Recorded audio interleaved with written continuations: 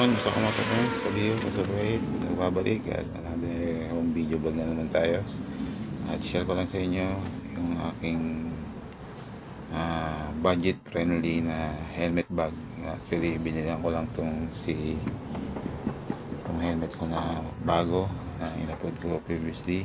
At sinabay ko na lang itong aking ever reliable na helmet. Yan.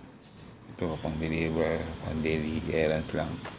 Yan, ang brand nito is yan, Ataka. Sa Lazada ko siya nabili at nabili ko siya via usual, via last pay later. Yan, insula tayong extra cash. And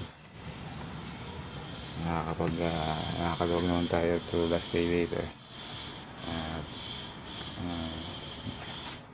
1 year to pay yan naman, 1 year to pay naman yan, hindi lang naman yung isang package. Minsan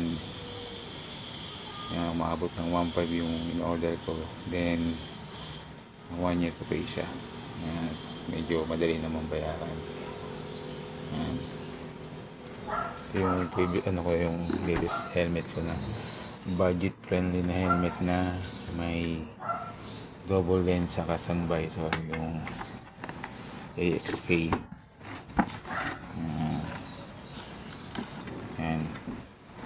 Yan lang ko sa nitong pamunas pa. Yan lang ko sa nitong helmet bag Ataka.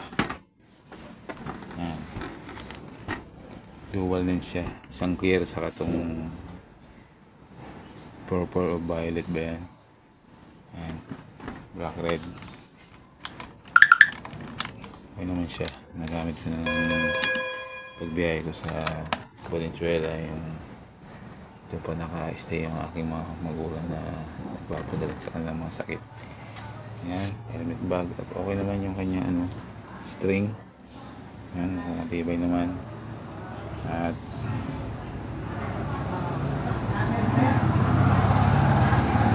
kasi yung kasamang helmet bag nito manipis lang. Ito yung aking LS2. Yan, super bigat nito kasi nga ito, branded helmet. Yan,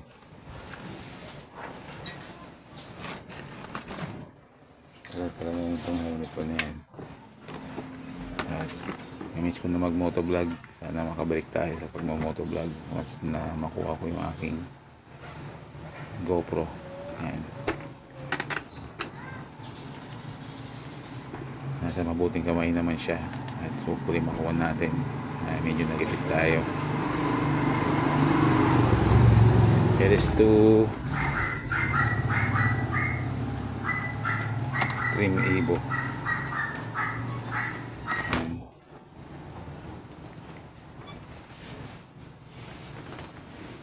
Yan, at sharing lang naman to. Yan, medyo kumakapit ka kasi nakaano to Velcro, Magic Velcro. Yan, aking dalawang full face helmet, isang budget friendly at isang nakuha ko sa Apple way back kasi katagsagan ng motovlogging industry. Yan, and yung product link sa end of vlog na lang nitong Ataka.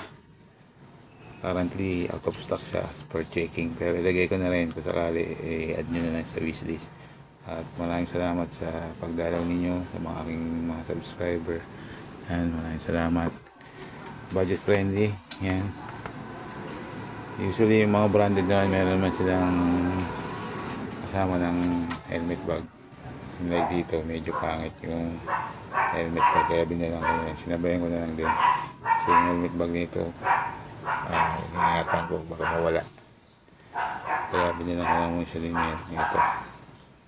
At maraming salamat sa mga subscriber at sa mga sumisilip, dumadalaw at nagka-subscribe na rin ng mga bago kong subscriber. Maraming salamat sa inyo and God bless. Yan.